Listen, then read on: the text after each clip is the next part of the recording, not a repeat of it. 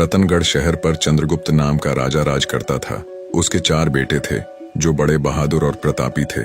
उसके सब बेटों में बड़ा बेटा मदन सेन सबसे वीर और सुंदर था। मदन सेन की पत्नी का नाम चंद्रप्रभा था। वह भी बेहद सुंदर थी। वह अपने समान सुंदर किसी दूसरी स्त्री को न समझती थी। चंद्रप्रभा हर काम में होशियार थी। गाना भी उसे खूब आता था। एक दिन की बात है कि मदन सेन के पिता अर्थात राजा ने उसे उसकी किसी खता पर नाराज होकर देश निकाला दे दिया।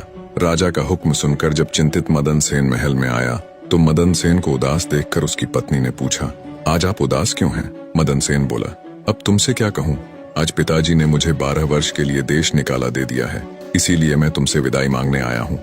यह सुनते ही चंद्रप्रभा गश खाकर गिरी और बेहोश हो गई। उसकी ये हालत देखकर मदन सेन के रहे सहे होशो हवास भी जाते रहे। वह सोचने लगा, मैंने बहुत बुरा किया जो अपनी पत्नी को सब कुछ बता दिया। मदन सेन ने जब चंद्रप्रभा पर गुलाब जल छिड़का तो उसे होश आया।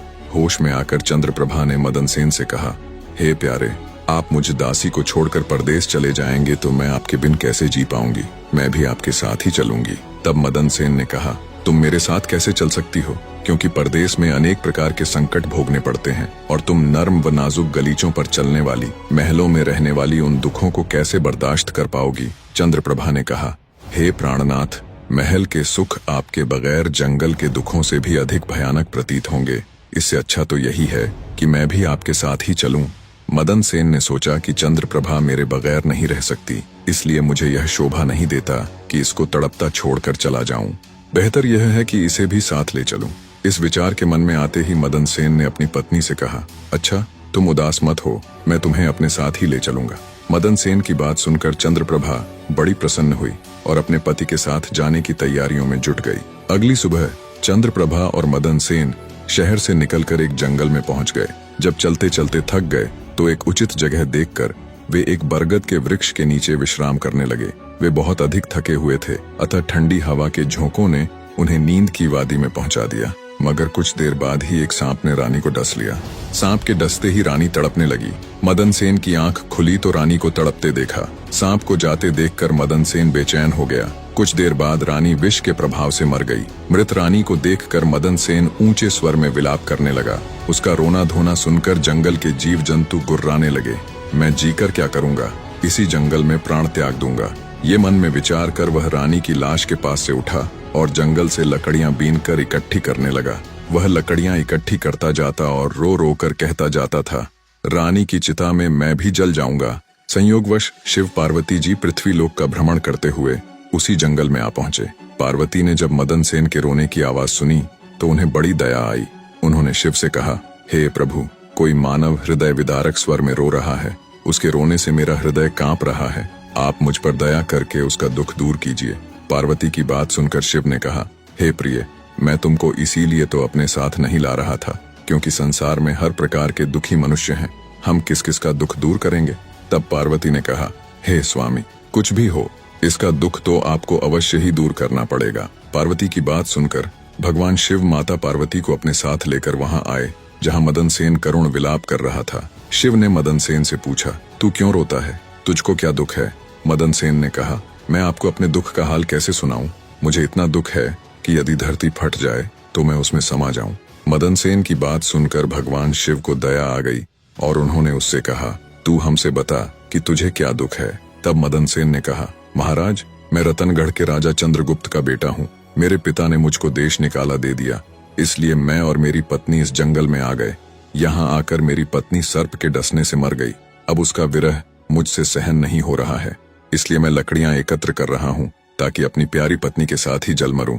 मदन सेन की ऐसी दुख भरी बात सुनकर शिव बोले, ऐ राजकुमार, संसार में आवागमन लगा ही रहता है। एक न एक दिन सबको शरीर छोड़कर जाना होता है।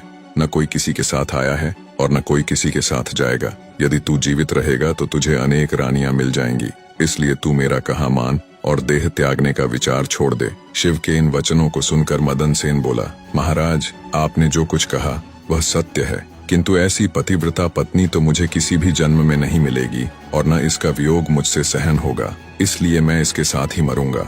मदन सेन के हठ को देखकर महादेव जी बोले, राजकुमार, तेरी पत्नी की आयु 20 वर्ष थी जो इसने भोग ली। अब तो बस एक ही उपाय है, यदि तू अपनी आयु का कुछ भाग अपनी रानी को दे दे तो तुम दोनों की आयु बराबर हो जाएगी। यदि यह बात तुम्हें स्वीकार है तो रानी अभी जीवित हो जाएगी। शिव जी की बात सुनकर मदन सेन ने कहा, मुझे सहर्ष स्वीकार है महाराज। अब शिव ने मदन सेन के हाथ में पानी देकर उससे आधी आयु देने का संकल्प कराया और रानी के हाथ पैरों पर पानी डालने से पूर्व मदन सेन से कहा कि जब तुझे आवश्यकता हो तो यह संकल्प वापस भी ले सकता है। ज्यों ही संकल्प वापस लेगा त्यों ही यह रानी मर जाएगी। परंतु सावधान, रानी से यह बात मत कहना, किसी समय यह बात तेरे काम आएगी। ऐसा कहकर रानी पर जल छिड़ककर शिव पार्वती वहां से चले गए। उसी समय रानी उठकर बैठ गई और बोली, प्रिय, आज तो मैं बहुत सोई, आपने मुझे जगाया क्यों नहीं? मदन सेन ने कहा, तुम थकी मांदी थीं, इसी कारण मैंने तुम्हें नहीं जगाया। अब वे दोनों आगे चल दिए। कितने ही दिनों बाद उन्हें एक बहुत सुंदर स्थान दिखाई दिया। वहां एक फकीर की कुटिया थी।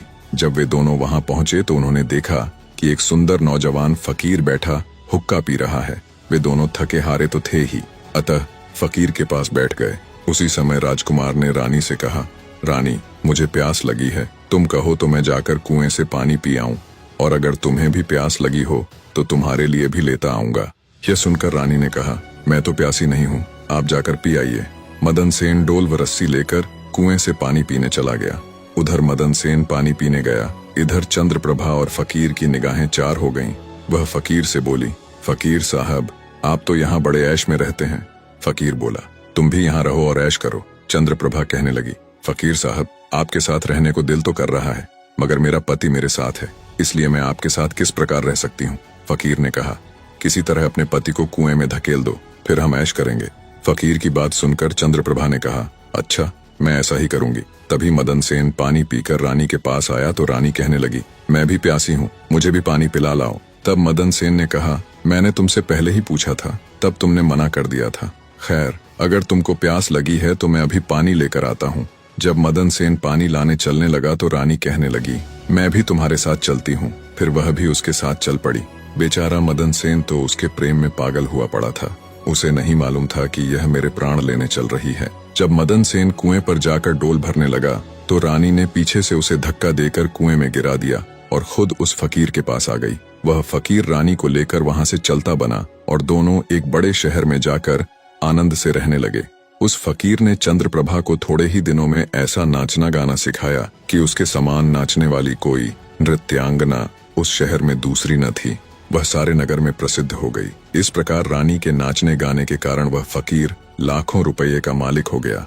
रानी उस फकीर के साथ बड़े ऐश से रहने लगी। जिस समय रानी ने मदन सेन को कुएं में धकेला था, दैव योग से एक जंजीर जो कुएं में लटकी हुई थी उसके हाथ में आ गई। मदन सेन उसको पकड़कर कुएं में लटक गया और ईश्वर को याद करके सोचने लगा कि मैंने रानी को जीवन दान दिया और रानी ने मेरे साथ यह विश्वासघात किया। क्या यही मेरे प्यार की सजा है? उसी दिन बंजारों का एक काफिला उस स्थान पर आकर ठहरा।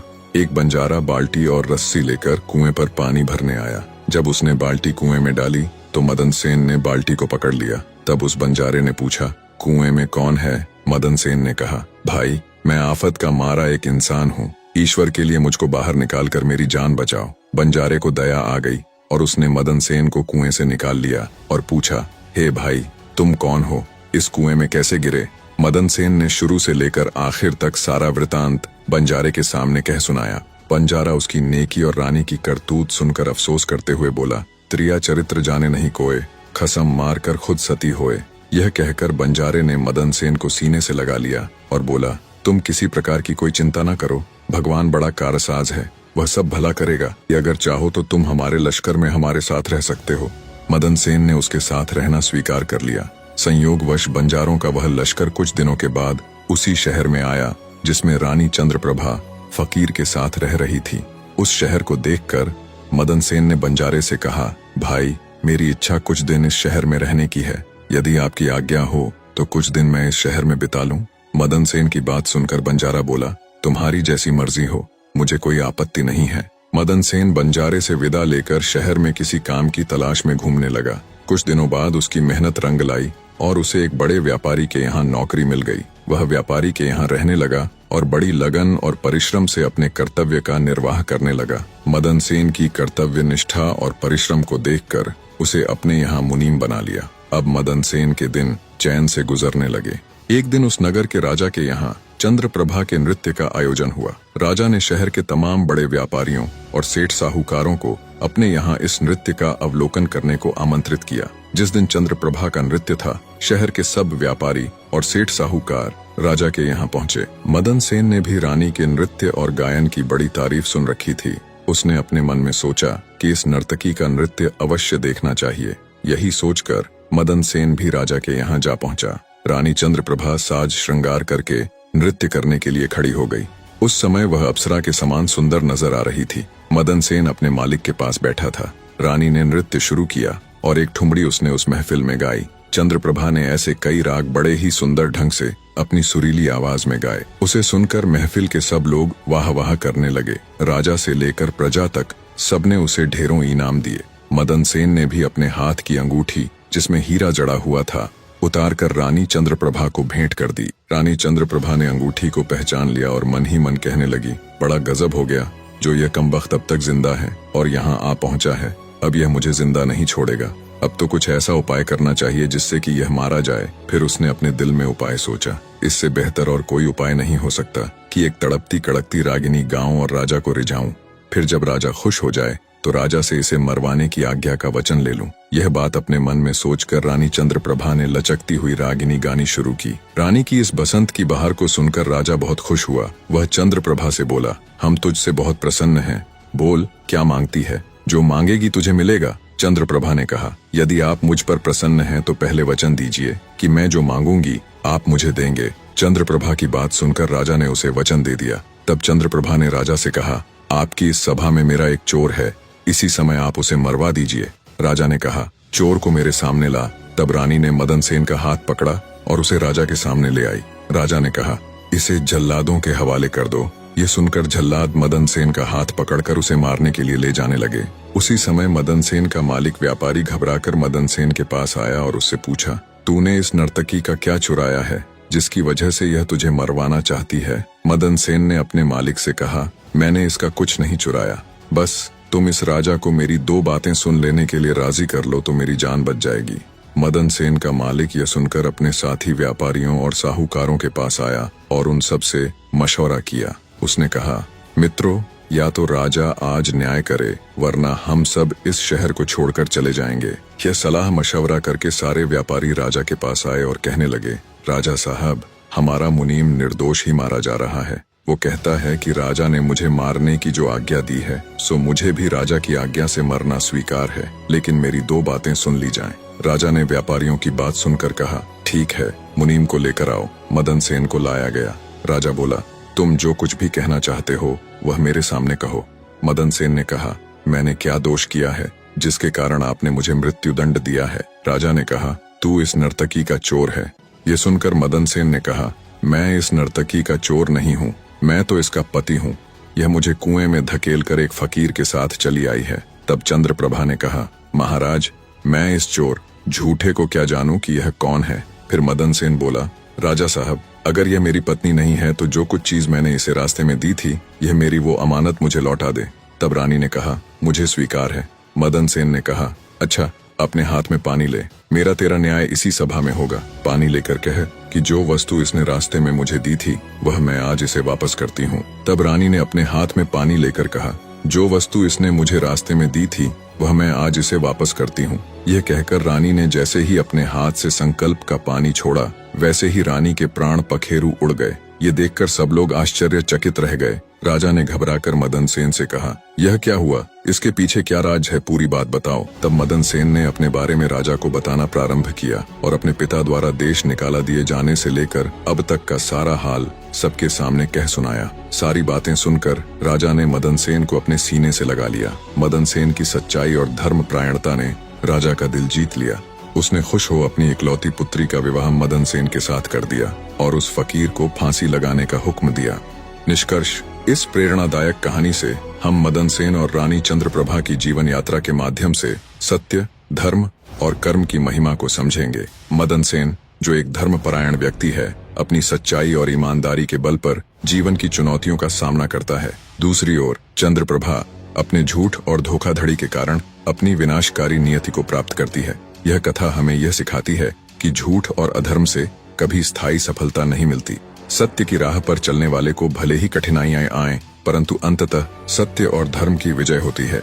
यह कहानी आत्मविश्वास, सच्चाई और कर्म की महत्ता को दर्शाती है।